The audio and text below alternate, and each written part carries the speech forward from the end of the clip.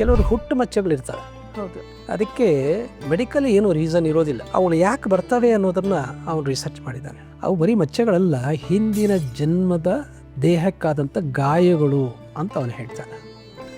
1936ರಲ್ಲಿ ನಡೆದಂಥ ಘಟನೆ ಇದು ದೆಹಲಿಯಲ್ಲಿ. ಸ್ವಯಂ ಗಾಂಧೀಜಿಯವರೇ ಇದರ ಮೇಲೆ ಒಂದು ಕಮಿಷನ್ ಹಾಕಿದ್ರು, ಎನ್ಕ್ವೈರಿ ಕಮಿಷನ್. 6 ವರ್ಷದ ಹೆಣ್ಮಗಳು, ನಂದು ಈ ಊರಲ್ಲ, ನಂದು ಮಥುರಾ, ನನ್ನ ಮದುವೆ ಆಗಿದೆ, ನನ್ನ ಗಂಡನ ಹೆಸರು ಇಂಥದ್ದು, ನನ್ನ ಹೆಸರು ಲುಗುಡಿ ದೇವಿ, ನನಗೆ ಮಗ ಇದ್ದಾನೆ ಅಂತ ಹೇಳೋದನ್ನು ನೋಡಿ ಗಾಂಧೀಜಿಯವರು ಅದರ ಮೇಲೆ ಒಂದು ಎನ್ಕ್ವೈರಿ ಕಮಿಷನ್ ಮಾಡ್ತಾರೆ. ಆಶ್ಚರ್ಯ ಏನು ಅಂತಂದ್ರೆ, ಅವಳು ಆ ಜನ್ಮದಲ್ಲಿ ಬದುಕಿದ್ದಾಗ ಕಾಸು ಕೂಡಿಡುವ ಅಭ್ಯಾಸ ಇತ್ತು ಕುಡಿಕೆಯಲ್ಲಿ.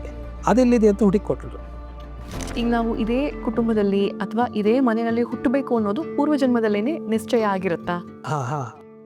ಇದು ನಿಶ್ಚಯ ಆಗೋದು ಈಗ ನಿಮ್ಮ ಮೂಲಕ ವೀಕ್ಷಕರಿಗೆ ಹೇಳ್ಬೋದಾದಂದ್ರೆ ಇದು ಹೊಸ ವಿಷಯ. ಯಾರು ನಿಶ್ಚಯಿಸ್ತಾರೆ? ದೇವರು ಇರ್ತಾನ ಅಲ್ಲಿ ನಿಶ್ಚಯ ಮಾಡೋದಕ್ಕೆ, ಅಥವಾ ಯಾರಾದರೂ ನಮ್ಮ ಗುರುಗಳಿರ್ತಾರ? ನಾನು ನರೇಂದ್ರ ಮೋದಿಯವ್ರ ಬಗ್ಗೆ ಮಾಡಿರ್ತಕ್ಕಂಥ ರಿಸರ್ಚ್ ಮಾತ್ರ ಹೇಳ್ತೀನಿ, ಯಾಕಂದ್ರೆ ನಾನು ಮಾಡಿರೋದ್ರಿಂದ ಹೇಳ್ತಾ ಇದ್ದೀನಿ. ಈ ನರೇಂದ್ರ ಮೋದಿಯವರು ಸ್ವಾಮಿ ವಿವೇಕಾನಂದರ ರೀಇನ್ಕಾರ್ನೇಷನ್. ನಾನು ಅದಕ್ಕೆ ಸಾಮ್ಯತೆಗಳನ್ನು, ಒಂದಷ್ಟು ಸಾಕ್ಷ್ಯಗಳನ್ನು ಕೊಡ್ತೇನೆ.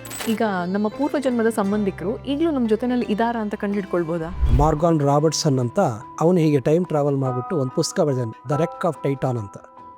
1898ರಲ್ಲಿ ಅದು ಪುಸ್ತಕ ಪಬ್ಲಿಷ್ ಆಗಿತ್ತು. ಆ ಪುಸ್ತಕ ಏನು ಹೇಳುತ್ತೆ ಅಂತಂದರೆ, ಒಂದು ಟೈಟಾನಿಕ್ ಟ್ರಾಜಿಡಿ ಹೆಂಗಾಯಿತು, ಎಷ್ಟು ಜನ ಸತ್ತರು, ಅದು ಎಲ್ಲಿಗೆ ಹೊರಟಿತ್ತು, ಆ ದೋಣಿ ಅದು ಹಡಗು ಹೆಂಗಿತ್ತು ಅಂತೆಲ್ಲ. ಆದರೆ ಟೈಟಾನಿಕ್ ಟ್ರಾಜಿಡಿ ಆಗಿದ್ದು 1912ಅಲ್ಲಿ, ಪುಸ್ತಕ ಪಬ್ಲಿಷ್ ಆಗಿದ್ದು 1898ಅಲ್ಲಿ.